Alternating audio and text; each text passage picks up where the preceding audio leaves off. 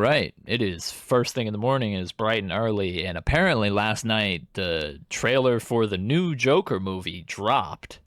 This is for Joker, Folie, Deux. And when I heard that, I had to get up, put my suit on, and now we are here. So thank you for joining me. And this one is supposed to be a musical, so I'm assuming there will be copyrighted music throughout the trailer. I don't know if they're going to play Lady Gaga music. That might be a little too on the nose, but I will have to mute that for copyrighted purposes if there is any. Nonetheless, thank you for being here. And won't you leave Gotham City for a while and come on down and take a stroll around Arkham Asylum, Harley? Ah! Let's go, boys. It's showtime. Wakey, wakey. Hey, Fleck, you got a joke for us today?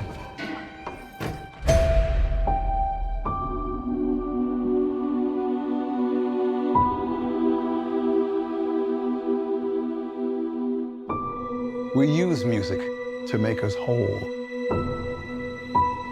to balance the fractures within ourselves.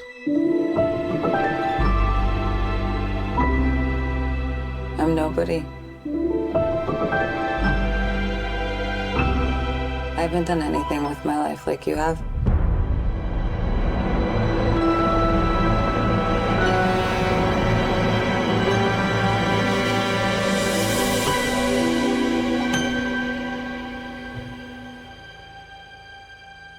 Let's get out of here.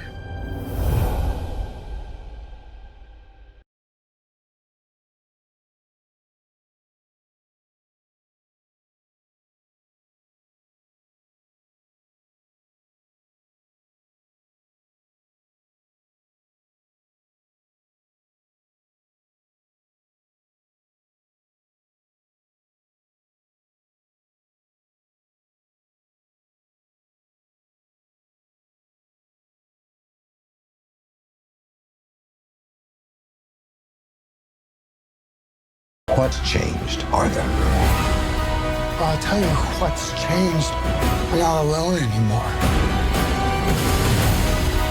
That's what we should be talking about.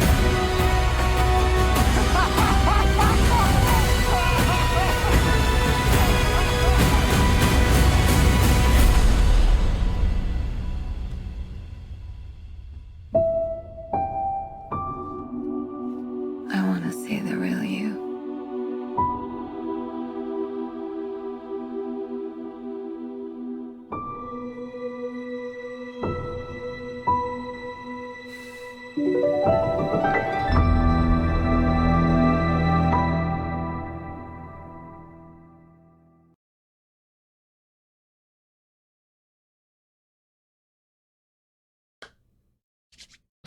I'm excited.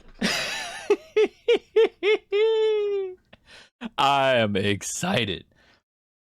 The Joker was the first date that me and my girlfriend ever went on.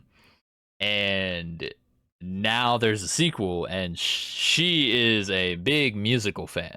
She's actually rewatching Glee right now as we speak. But she's a huge musical fan. I myself am not particularly into musicals. However, there are some musicals that I have enjoyed and I do like watching. So you're incorporating the Joker into a musical, which when I first heard about it, I was a little apprehensive. I'm like, why? Why are you doing that? However, they stated what music can mean to people at the beginning, and we do a lot of musical reaction, not musicals, but music reactions here on the channel, and music is an important part of my life and a lot of our lives. So, that did not stop me from ever being interested in the film, and I am wholeheartedly ready to go to theaters to see the film right now. But we have to wait till this fall. This October, October 4th, and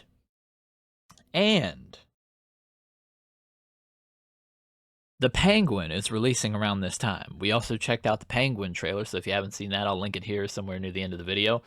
But there is a lot to unpack here. And there's one big question I have. Maybe you guys will have the answer for me. But the cinematography for the cinematography for this film is going to be amazing. It was amazing in the first one. They were nominated for like 11 awards and won. But the cinematography in this is going to be off the chain. And this right here, I'm sure this is the scene that everybody is talking about. Just this shot right here, even. We have Harley off screen, but she wants to see the real him. And then he leans into frame, and here we have that smirk. Now, this, of course, is seemingly a simple gesture, but oh, so significant. And the red lipstick has become synonymous ever since Heath Ledger, of course. Now, whenever people think of the Joker, they immediately think the big red smeared lipstick. And we know that Joaquin dedicated him doing the Joker role to his friend, Heath Ledger. And now we have the smirk is back again for another run at Gotham. Now, there are a lot of scenes in here that I want to point out and go over. First of all, this opening shot, just an introspective scope here, and you see him trembling and maybe laughing on the inside. Ah, man, the light shining down on him. But this is going to be incredible. Now, we see him peeking in through the doorway, him and Harley lock eyes, and they appear to be singing a number. But I can't tell if she is part of the group in there or if she is someone who is leading the class. There were a lot of shots of real. I love this when the cigarette is the only thing lighting up the shot. Now, this right here, this. Notice the coloring of the umbrellas here. The coloring of the umbrellas, they're just plain. There is no real color to them. And it's raining. However, he looks up at the sky. And as he looks up, we have colors on the umbrellas. Now, these are some colors that we see in his suit. Interestingly enough, when his head is down, there is no color in his world. Everything is very bleak, it's very dark, it's drowsy. But then something uplifts him, and he looks to the sky. And things become a little more clear for him, and color comes into the world. So this is one of the cases where as above is not so below. But then, right here, the staircase from the first film, where Arthur dances down the stairs, and then so begins the police chase, his descent into madness. Lady Gaga is ascending the stairs, and she is following in his footsteps, and we see this lead-in here throughout this trailer. Now, just like in the first one, when Arthur's neighbor does this, or he imagines her doing that, you know, Lady Gaga is giving us a flashback here. Is something similar going to happen? Who knows? But he sees it. So does the guard. And the guard looks eerily similar to what I would think Commissioner Gordon would look like. This is raising a lot of interesting questions here. But she comes out of the room with her musical number in the hand. And then this shot right here. The spotlight. Send in the clown. Arthur Fleck has returned. And you even see this is going to be shot so beautifully. I cannot wait for this. I can't wait. This right here, the singularity of the light shining down on him. He's got the microphone in his hand. And then what happens? As soon as there's a piano note, we see the makeup appear. Perfect timing. But then he goes from being on the stage. Now think about this. He's on the stage here to being in the crowd. So this is where it starts spinning. Is all of this in his head? And as we know with the Joker, a lot of things just take place upstairs here. It's how he sees the world, or how he wants to imagine the world. But we have Lady Gaga reaching over to grab his hand and then kind of pulling back like, let's get out of here. Maybe this is her slow descent into madness as well, because Arthur, the more she gets closer to him, he's rubbing off on her a little bit. So we see the progression of the relationship, and then who joins him on stage here? Who joins him on stage? Harley. But they go from dancing on the stage to then being out in the street, because you're in this imaginary land, or how you see things as happening, and then we have a dose of reality in what's really happening. But after all, is any of this happening? It's raising some questions. Now this right here, he's running from himself in the streets. This is him running from himself. Now I noticed that, where's it at? These forms here, these are all outfits that he wore in the first film. So are we seeing a progression of his character, or is he experiencing some form of regret? Maybe he's talking through these as he's in the asylum. Maybe the film is representative of a discussion that he is having within himself. I don't know. There's so many questions arising, but I have one big one I'll ask you guys here in a second. Joker and Harley, though, have their own show. This is the set that De Niro was on and is no longer. But it's now Joker and Harley. This is what Arthur has always wanted, to be in front of the crowd and entertaining. Ah, man. And then they're dragging him off. He's laughing. It's maddening.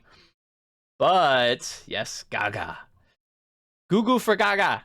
Now, we see Lady Gaga, Harley Quinn, donning the suit jacket. And she is heading into what looks like the courthouse here. So this begs the question. We are seeing her in some different forms here. Now, is she coming in as a representative? Is she testifying on Arthur's behalf here? I don't know. I'm excited to find out. But we see a lot of people here wearing masks. We're wearing Joker makeup. We're supporting Arthur. Free Joker. There's so many things happening. And then guess what? She has on the makeup. And right here, she's applying Arthur's makeup. Oh, I'm excited. I'm so excited right now. What's changed, Arthur? Right there, too. Hold on, I remember that. The leg kicks here. Now, yes, this was one I wanted to talk about, too. It says Joker on the stairs. But free on all charges. We love Joker. Notice how Harley Quinn's jacket, she's not even wearing the jacket anymore. Her outfit is different. Her makeup is different. But notice the staircase.